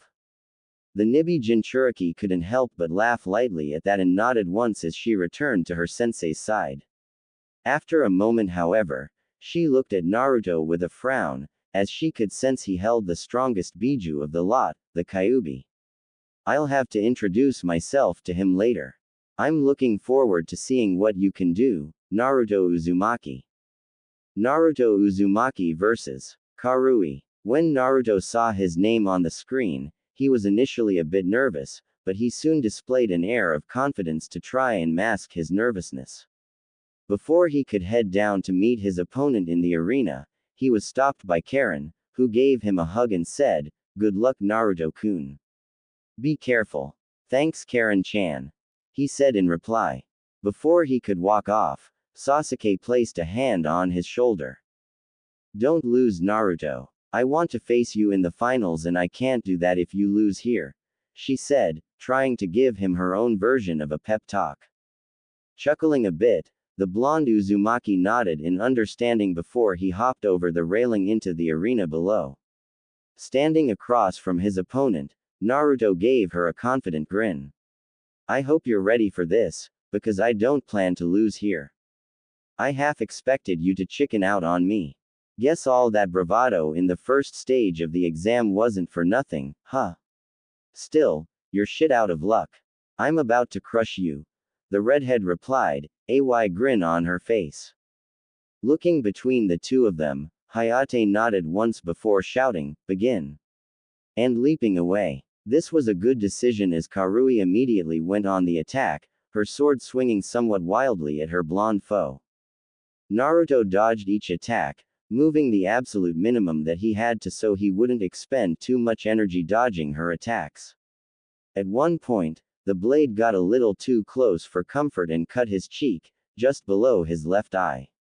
Naruto seemed to pause at this point as he reached up and wiped some of the blood off of his cheek. Huh, you're not bad, he complimented before reaching up and quickly grabbing the tip of her blade when she swung it at him once again. Karui blinked in shock and tried to pull her sword back and out of Naruto's grip, but he held firm, keeping it and, by extension, her in place. I think it's my turn to make a move, don't you, Karui? He asked rhetorically before he held up his free hand and formed a one-handed seal. Shadow clone technique. In an instant, a large puff of smoke surrounded them and made it impossible for anyone to see what was taking place down below. Just as suddenly as it happened, the smoke was blown away by a wave of chakra. When they could see again, a great number of people were shocked at the sheer number of shadow clones in the arena. Since when could he do something like that? He could never perform the clone technique properly. So what the hell is this? Kiba questioned loudly. Kakashi decided to speak up in explanation of the technique. It's called the Shadow Clone Technique, a kinjutsu created by the Nadaime Hokage. It's a very chakra-intensive technique, but it's perfect for someone like Naruto who has far more chakra than any regular person. It's actually why he can't use the regular clone technique, as that requires such fine chakra control, which is impossible for Naruto to achieve. Just by looking at the sheer number of clones he's produced and the fact that Naruto doesn't look winded in the slightest should tell you how insane his chakra reserves are. A great many people were stunned by this information and began to look at Naruto in a new light. The blonde didn't care though. No, he was focused entirely on his fight and couldn't help but smirk at the look of horror on his opponent's face. Sorry for this, but I did say I was planning to win. Guys, you know what to do. Snapping his fingers, he watched as his numerous shadow clones began their assault. Karui fought valiantly against her opponents, taking down quite a few of them in the process, but 3 of them soon slipped through her guard and kicked her into the air. Nah, they began as 3 more leapt up and kicked her even higher. Rue, she was kicked even higher, the clones springing off of one another to reach her. The real Naruto appeared above her, spinning in place before he hit her in the midsection with a powerful kick, the force sending the 2 of them crashing into the floor below. Uzumaki combo. With his attack finished, Naruto dispelled his clones and withdrew a kunai before walking over to the downed Karui and pressing his kunai to her neck. Do you yield? Wincing in agony, she said, Proctor, I forfeit the match. At hearing this, the proctor called the match in Naruto's favor while the blonde withdrew his kunai and slipped it away. Smiling down at his foe, Naruto helped her to her feet and allowed her to lean against him so she wouldn't collapse. You fought well, Karui. I had fun. Looking at her opponent, she was a bit flabbergasted, but she couldn't help but smile at him. Thanks, Naruto. You're a lot tougher than you look. I learned a lot from our fight. Shortly after she said that, the medics came out to take her away. She grumbled a bit, but complied with their wishes to take care of her. Returning to his team, Naruto smiled and fist bumped Sasuke, the 2 of them grinning at one another. Good job, Naruto. I knew you wouldn't let me down, she said. That was awesome. Congratulations, Naruto-kun, Karen exclaimed, smiling brightly at him. Yes, good job, Naruto. I'm proud of you, Kakashi said with an eye smile on his face. Naruto frowned at this comment, but nodded his head in acceptance before turning around so he could watch the next fight. Proud of me? Yeah, right. You didn't teach me anything other than the tree climbing exercise. You're a lazy. Don't worry about him, Kit. I'll train you for the final matches. What you learn between then and now though is entirely dependent on how much time there is between these preliminary matches and the finals. Regardless, I'll get you up to snuff in no time, especially with those shadow clones of yours, the Kyuubi said, trying to cheer his container up a bit. Thanks, Kyuubi-sensei. But I have to ask, why are you being nice to me? Shouldn't you hate me? Naruto questioned, quite curious about the Kyuubi's reasoning. Meh, you're not the worst person to be sealed inside of.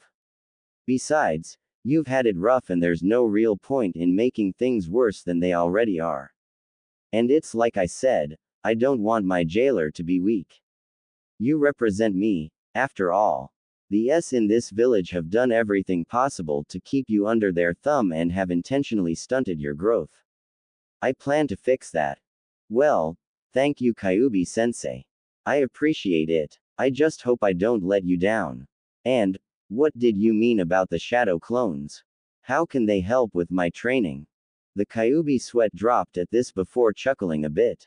If you had bothered to truly read over the description of that technique when you had the scroll of seals, you would have learned that anything a shadow clone learns, when it dispels, those memories get transferred to the caster of the technique. What this means is that you can use them to help you with your training. Say for instance you're trying to master the exercise for an elemental nature such as fire. Whatever progress one of your shadow clones makes with the exercise, it can dispel and pass that knowledge on to you and the other shadow clones to make things easier. It also makes learning new techniques pretty easy too. Of course, you'll have to do all the physical exercises yourself, as your clones can't pass on the physical aspects of your training. So while your clones are doing one thing, I plan to have you exercising as much as possible to increase your strength, stamina, the whole shebang. I hope you're prepared for the torture your training's going to be, Naruto Uzumaki. That sounds awesome. I can't wait Kyuubi-sensei. Naruto exclaimed in thought. I won't let you down. Sighing, the Kyuubi laid its head down on its paws before relaying one final message to his container. Kurama, Kit. My name is Kurama. If we're going to be working together, you might as well refer to me by name. Kurama. Huh. That's a nice name. Thanks again, Kurama-sensei. All Kurama could do was chuckle a bit as he watched through his container's eyes as the next two fighters took their place in the arena. Tenten vs. Samui. Wish I had that big. Karen muttered to herself as she looked at the blonde Kumo Kunoichi in the arena. I feel so flat in comparison. Sasuke quirked a brow in curiosity before looking at Karen's chest. Then she looked down at her own before looking into Karen's eyes. These things just get in the way. I'd gladly trade you if I could. Karen looked at Sasuke for a moment before she began to cry comically. It's not fair. You were a guy. How'd you end up with a body like that when you were transformed, huh? The raven-haired Uchiha sweat dropped at this before turning around to watch the fight. She figured it was best to ignore the inane ramblings of the redhead behind her. Samui couldn't help but release a sigh as she rubbed her shoulders a bit. Yet another person that claims to envy my body. So uncool. These things make my back ache enough as it is. Her opponent, Guy's final student, giggled and nodded her head. I'm sure they do. But you can't really blame other girls for admiring your figure. Most women wish they had your kind of figure, big included. Personally though, I couldn't care less. My goal is to be as strong, if not stronger than Tsunade-sama someday. Beating you here will put me one step closer to that goal. So, I hope you're ready. I'm going to rock your world. Samui deadpanned at her opponent and said, you know the perverts are going to take that the wrong way. Why'd you say it like that? So uncool. When Tenten went to reply, she stopped as she heard perverted giggling coming from a couple of people. Sweet dropping, she rubbed the back of her head and chuckled nervously. Sorry about that. Anyways, we're ready, Proctor. She said, looking to Hayate, who nodded before calling for the match to begin. Samui immediately drew her tanto and prepared to combat anything her opponent might send her way. However, she didn't expect for dozens of weapons to come flying at her. She deflected as many of them as she could, but still ended up receiving numerous nicks and scratches along her body, while a few weapons were actually embedded in her left arm and right leg. Wincing at this, Samui watched as her opponent began to manipulate her weapons via razor-thin ninja wire. When they came flying at her again, Samui muttered, uncool, before letting out a soft sigh and saying, "Proctor, I forfeit. I don't have anything that could combat this type of opponent."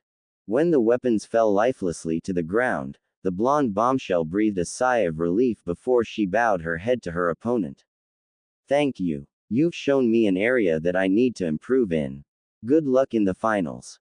And with that being said, Samui allowed the medics to take her away while Tenten went to work collecting all of her weapons once again. Naruto couldn't help but smile for his old friend's victory. When they were in the orphanage together, she was his only friend. The day she got adopted, he made her promise not to forget about him, just as he promised not to forget about her. Unfortunately, upon meeting again, it seemed as if she had no idea who he even was, which stung, but he wasn't quite sure what he was expecting. Still, he didn't hold a grudge against her for forgetting about him. Actually, he was just sad that he had lost his once friend. When Tenten went to pass him, he whispered to her, "Congratulations on your win, Ten-chan," causing her to pause and stare at him. "Nobody's called me that in a long time, aside from my parents, that is. A kid back in the orphanage used to call me that, but I can't remember his face," she admitted, a frown on her face as she looked him over. Naruto sighed at this and nodded his head. "I kind of figured. At least you haven't totally forgotten about me. I was worried your new parents might have done something to make you forget about me." The bun-haired girl frowned at this. "Don't go accusing my parents of anything, you little runt. They're good people. It was at this point that Tenten clutched at her head and screamed out in pain. They wouldn't," she muttered through the pain. Tenten's sensei was by her side in an instant, looking her over carefully for whatever might be causing his student such agony. What he saw worried him greatly. As he parted the hair on the top of her head, he could see the outline of a seal shining brightly. In no time at all, he had his student in front of the Hokage. "Hokage-sama, someone has placed a seal on my student. Just look at what it's doing to her." Hiruzen frowned as he examined what he could see of the seal through her hair. Humming to himself, he ran his finger along the seal, glad that the girl had passed out, lest her screaming give him a headache. To think people would go so far to ensure Naruto-kun didn't have any friends. Looking into Guy's eyes, Hiruzen shook his head sadly. "I'll need to recall Jiraiya for this. He's far better with seals than I am, I'm afraid. When she wakes up, tell her to avoid contact with Naruto for a while and not to think about what triggered this reaction. It's for her own good. I'll tell Jiraiya to return as quickly as he can. Hopefully he doesn't dilly-dally for his own perverse habits like he's wont to do." The eccentric Jonin nodded his head. "Please do so. And if he decides to take any detours on the way, please let him know that I'll personally punish him. He may be a Sanin and this village's spymaster, but that will not exempt him from punishment should he act in an unyouthful manner. Tenten is one of my precious students and I don't like seeing her harmed like this." The aged Sandaime Hokage nodded before motioning for him to leave. "I assure you Guy that Jiraiya will be here within the week. He knows better than to cross me when I give him an order." "Thank you, Hokage-sama," Guy said before returning to his other students where he laid Tenten down against the wall. Such an unyouthful act must not go unpunished, he said to himself as he thought about who might have put such a thing on his student, hoping dearly it wasn't who he thought it was. Naruto, meanwhile, frowned as he looked at his once friend. So, they did do something after all. Doesn't that just figure? He thought to himself with a sigh. What the hell was all that about Naruto? Sasuke questioned, narrowing her eyes on her friend. The blonde shook his head and shrugged. Ten-chan and I were friends when we lived in the orphanage together. It seems, someone wanted to keep her from associating with me. But why, Naruto? It's obvious something was done to her, but my question is why? What is it that makes people hate you so much? Naruto shook his head, his expression solemn. I'll tell you later, Sasuke. Not here. Not in front of all these people. Karen piped up at this point. So, it is like I figured then, she said quietly, only being heard by Naruto and his team. Looking into her new friend's eyes, she offered him a sympathetic smile. You've had it rough, haven't you? Before Naruto could say anything in reply, Kakashi made his presence heard. I'm afraid this subject is something best not discussed so openly. If Naruto wishes to discuss it later in a private setting, that's his prerogative. For now, it's best to drop this subject. Despite his dislike of his sensei, Naruto had to admit he was thankful to him at this point. Nodding his head slowly, the whiskered youth smiled at his friends and said, I promise I'll talk to you about this later. Right now, let's just focus on the rest of these matches and study them. You never know who we might end up against in the finals. Naruto's right. Focus on the matches for now. Kakashi said in agreement with his student. Though I wish he wouldn't make such promises. It's best to keep knowledge of the Kyuubi close to the chest. Fu vs. Sasuke Uchiha. When Naruto looked at who would be Sasuke's opponent, he frowned when he heard the Kyuubi chuckling in his head. What's so funny, Kurama-sensei? Kurama's chuckling slowly came to a stop before he began to speak. That Fu girl. She houses another of my brethren, the Nanabi. If that girl's able to tap into my sister's power, then your friend doesn't stand a chance. Frowning at this, Naruto looked at Sasuke, who had already ventured down to the arena below. Shit. What should I do, Kurama-sensei? Nothing. Just let this play out how it will and hope Nanabi's Jinchuriki isn't the bloodthirsty type. I highly doubt she is, considering the Nanabi's temperament. If anyone's the bloodthirsty type, it's Ikibi's container, that Gaara kid. Ikibi's always been a bit unstable, but that kid just reeks of bloodlust. I'd steer clear of that one until you've improved some. Kurama advised. Looking at Gaara, Naruto frowned and shook his head. Damn, what the hell are so many Jinchuriki doing here? Something about this just doesn't feel right. Your guess is as good as mine, Kit. For now, focus on the fight and pay attention to everything this Fu girl can do. It's already a given she's going to win this fight, so I want you to be prepared in case you have to fight her in the future. Got it. I hate to see Sasuke lose like this though. Naruto thought with a frown as he watched the proctor announce the match. You can't win 'em all, Kit. You'd be a fool to think yourself invincible. Hopefully her loss here will help Sasuke learn a little humility and prove to her that just because she's an Uchiha, it doesn't mean everything is always going to go her way. It's like that time when you two were fighting that ice girl, Haku. Sasuke couldn't defeat that opponent, and yet it did nothing to curb Sasuke's attitude. This should hopefully have the effect she so desperately needs. Something about what Kurama had just said struck Naruto as odd. Wait, girl, I thought Haku was a guy. Chuckling could be heard coming from the Kyuubi at this point. No, Kit, Haku was a girl. She tricked you. Well, damn, not much else I can say about that. I knew she was way too pretty to be a guy, but... Yeah, just focus on the fight, playboy. Kurama teased, much to Naruto's embarrassment. Sure enough, the fight had begun while they were talking. Sasuke had attempted a great fireball technique, but Fu had simply flown over it.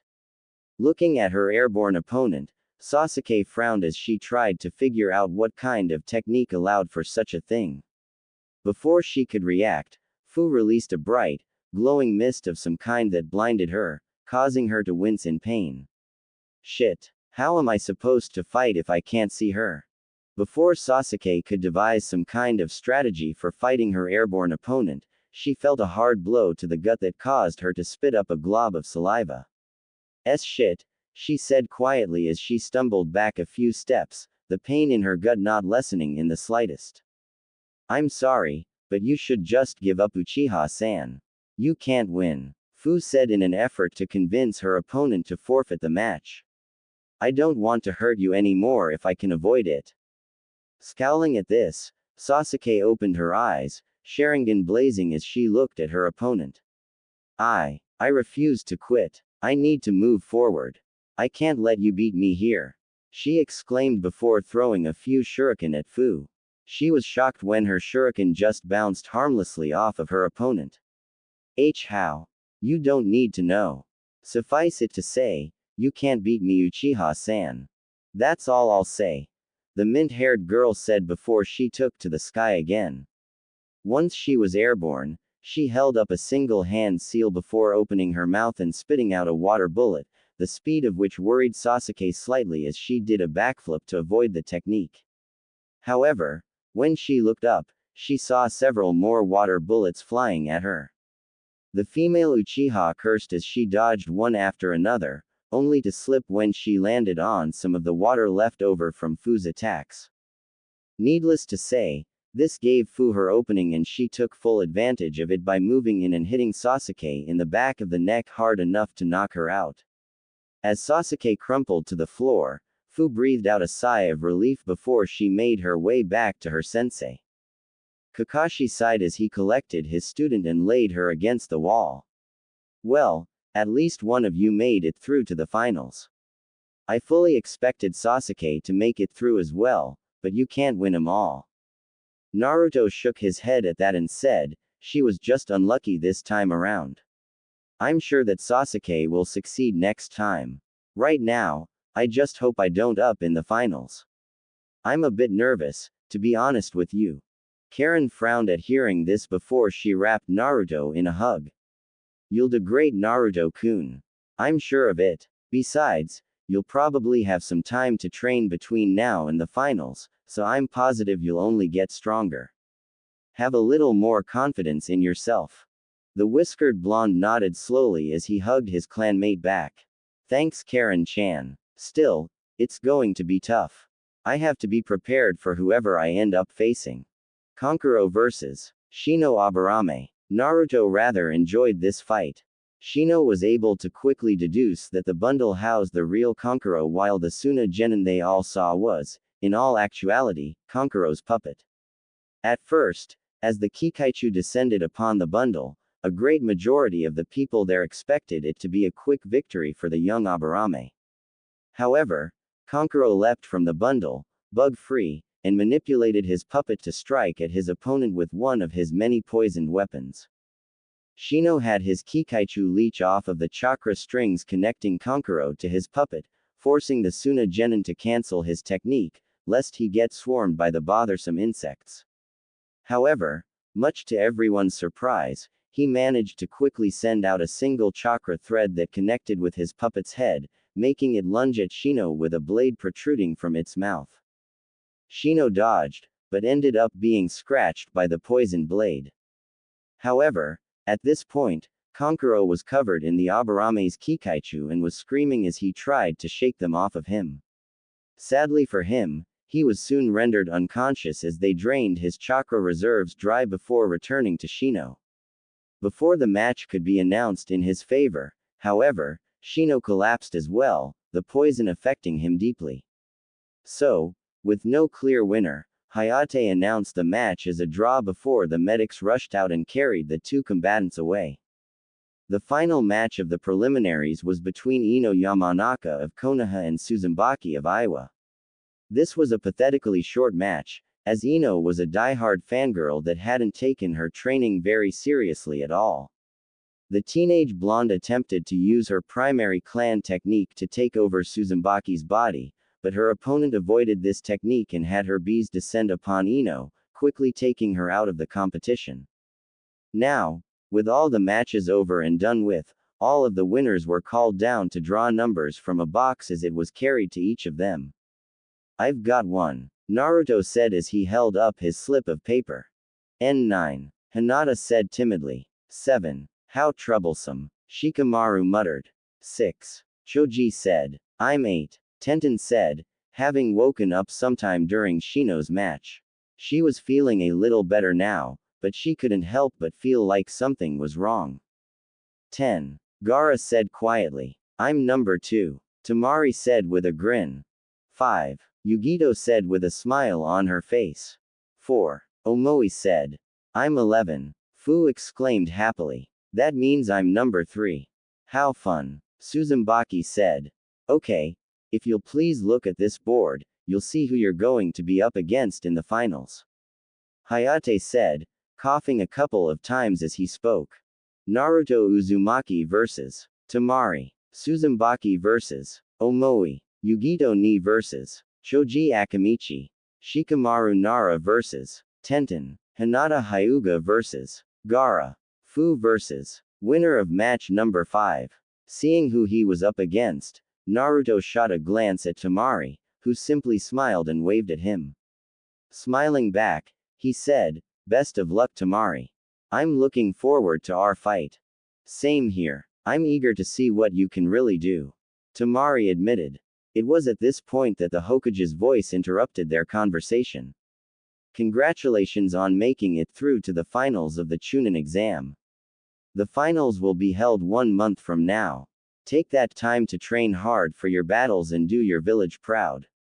Each of you have more than earned your place in the final matches, and I know I, as well as many others, are looking forward to seeing what you can do."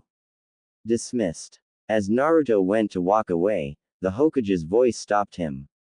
"Naruto-kun, I would like to speak with you in my office tomorrow morning. I have a lot to talk with you about. For now, take the rest of the day off and try to relax. And, good luck in the finals." Nodding slowly, Naruto was soon joined by Karen as they made their way out of the tower. Naturally, he was curious about what was so important that the Hokage would ask to speak with him, but he pushed that thought aside for simply enjoying Karen's presence. He would worry about the finals and his meeting with the Hokage later. Right now, he wanted to go enjoy a couple nice, hot bowls of ramen at his favorite establishment in the village, Ramen Ichiraku. He had already gone far too long without enjoying the food of the gods, and he'd be damned if he went without it any longer. Sure, ramen wasn't all that he ate, but he still loved his favorite food and liked to spoil himself a little from time to time.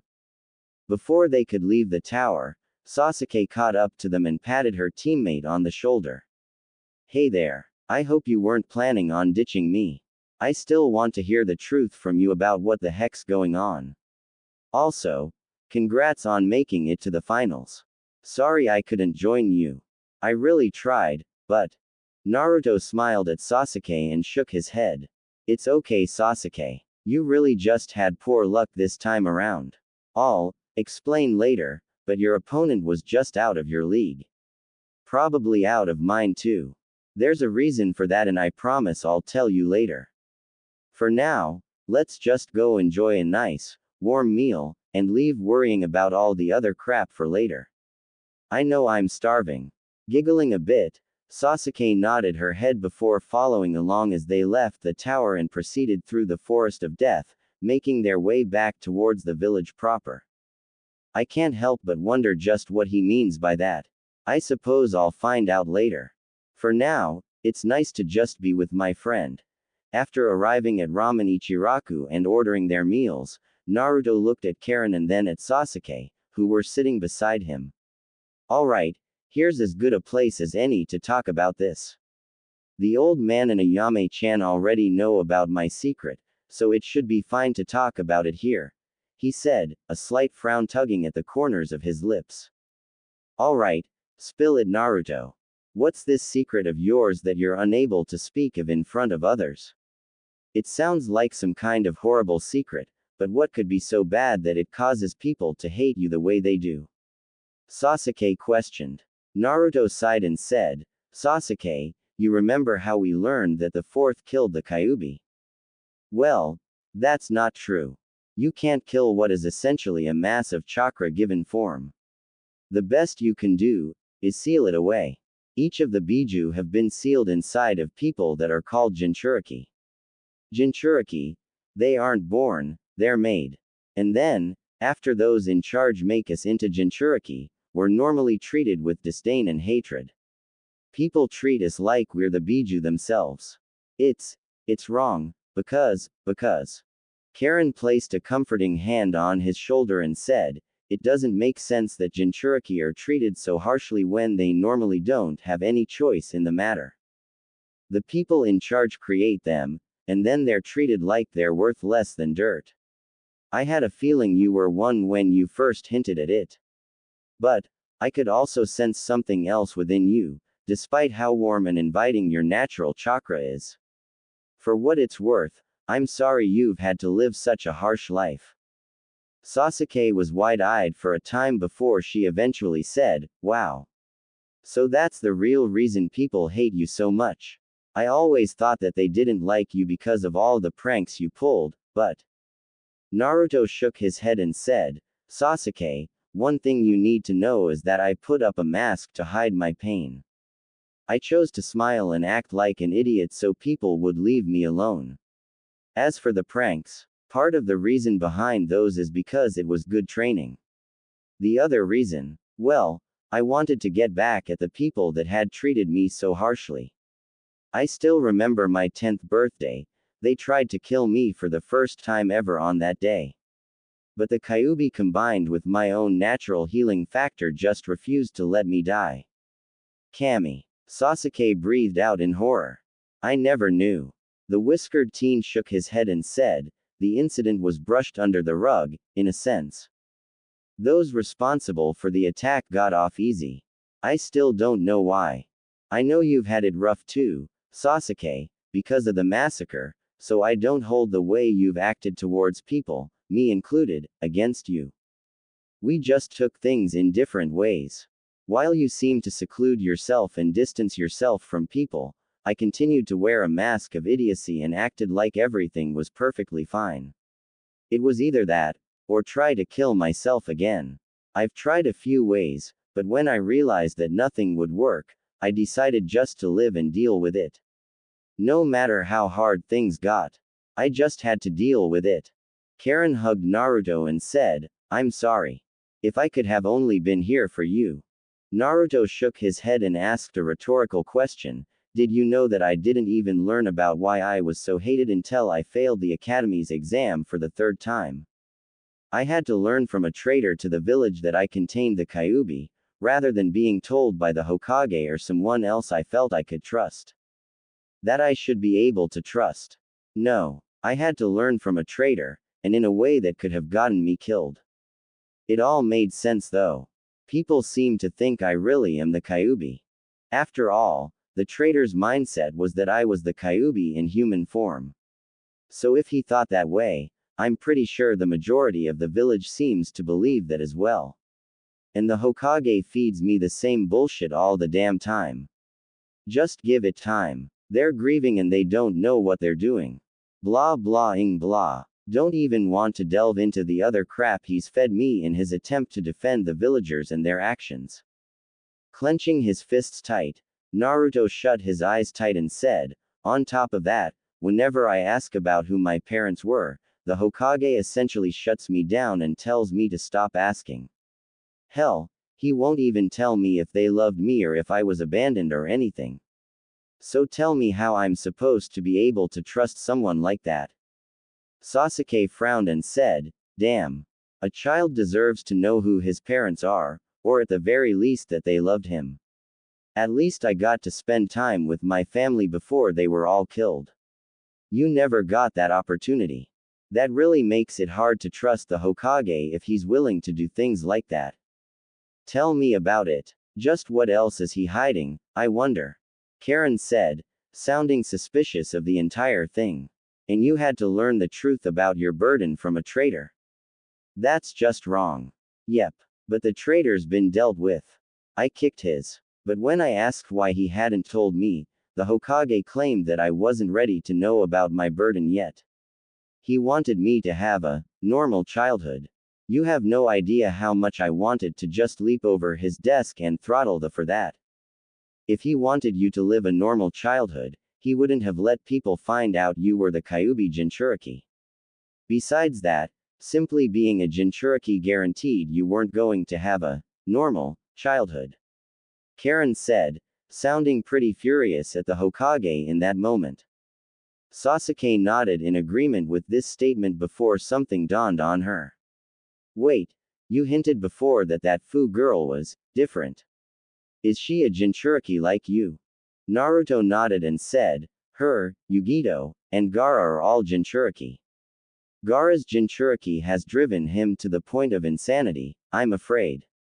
As for Fu, she seems nice enough, but, and I'm sorry to say this, you didn't have a chance in hell of beating her. Hell, she'd probably wipe the floor with me too, despite me housing the strongest of the Biju. She's that strong. Damn, Sasuke said, sounding genuinely surprised. But, why are so many Jinchuriki participating in the Chunin exams? Is something going on that we don't know about?